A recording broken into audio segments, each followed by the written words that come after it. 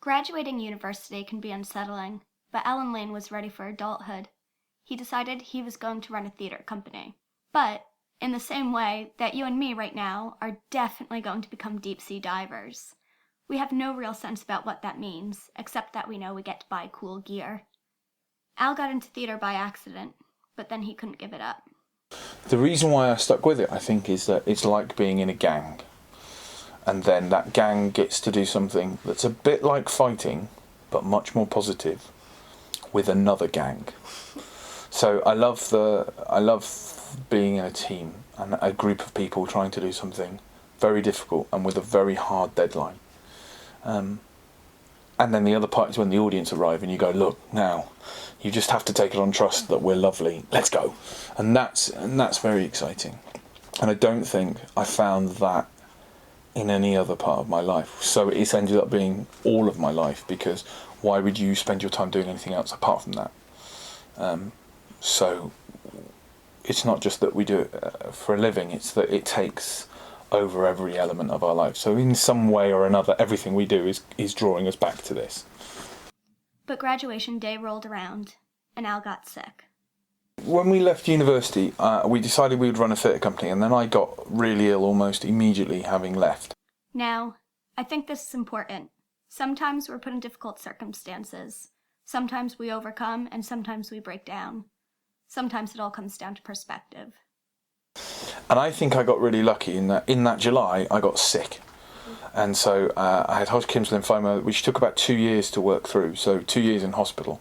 And by the time I came back, I had spent 2 years just waiting and wishing for the moment when I would get back to doing what I'd been doing 2 years before. That was where it was sort of, that desire to run a theatre company was like melted in fire, because you go, right, I've spent 2 years saying, it was the last thing I thought before I got sick, and therefore after 2 years you come back going, right, that's the thing I'm now going to do. So I think I got really lucky, because that just took all the difficult, well, yeah, but I could become a teacher, I could be, all of that stuff that my peers went through, I didn't go through any of that. So this fire is what started his theater company, Slung Low, where every 2 weeks on a Sunday, a piece of touring radical theater that would not otherwise be seen is played at the Hub. Tickets are pay what you decide, so the audience pays on their way out. It is entirely designed around the endeavor to get people who would not normally go to theater to come. They also commission productions for off-site theater that takes place across the city of Leeds, such as in parking garages or on speedboats, as well as international settings. We're at the Hub now, the Holback Underground Ballroom, which is essentially the space under 5 railway arches. Outside are tons of gardens where they grow vegetables to be used in cooking for the performers. This is all grown in recycled bathtubs, filled with compost that was taken from a drug bust on a marijuana farm next door. When you first walk in, there's a bar room. To the side is a metal boat to be used in an upcoming production. The play space is large and would feel much darker if it weren't for the tapestries on the ceiling and the dozens of chandeliers and lampshades splattered across. But this didn't all happen overnight. It didn't even come together in the first 5 years. Al had to make sacrifices in order to establish Slung Low. I think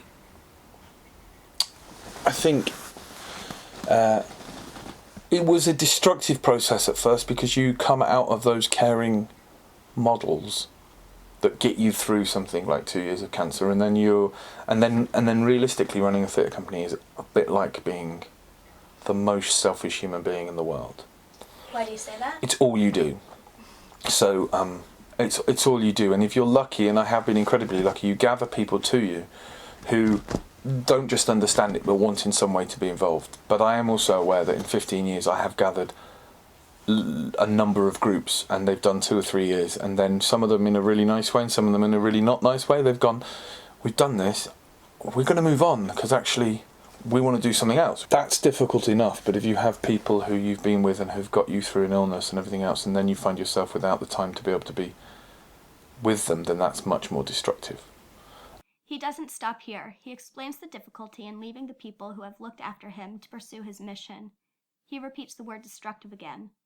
Slung Low started as a joke about kids from working-class parents in Sheffield, whose trousers fall down, to this year turning over $500,000 in government funding to deliver outlandish theater. It's brilliant, but it comes at a cost. I'm walking to the top of this hill. You can keep company with me until you don't want to go up this hill anymore, but I'm not going to be negotiated back down the hill. There is a across all walks of life, there is a creeping suspicion. So policemen are bent, and old radio DJs are paedophiles, and politicians are corrupt, and newspapers can't be trusted, and the list has got longer and longer. You kind of are left with no heroes, and the really difficult part about that, or the really destructive part about that, is that there are some principles that are just hacked away at. So the idea of public service is just being hacked away. Doctors are overpaid and greedy. Teachers are militant. It's endless. And you're left with the idea of public service being somehow about laziness and corruption. And you're also left with the idea that the only thing that really matters is making money, or the only thing is being the best, rather than being the most caring, or being the most educative, or being the most fun, or being like, so actually yes, but can you find people to pay for that fun? No, well then what are you doing? And if you work in the subsidised anything, that's difficult, because people are suspicious, so we're giving away the tickets to the White Whale, and people immediately start the conversation from the point of view, well, it's because you weren't confident that you could sell them. No, it's because, well, and so there's always a weakness there, rather than that being a positive, progressive step to say the people of Leeds have actually already paid for this show. People of Leeds should be able to come and see this show, and to that end it will be free. The White Whale, by the way, is a new production coming in September.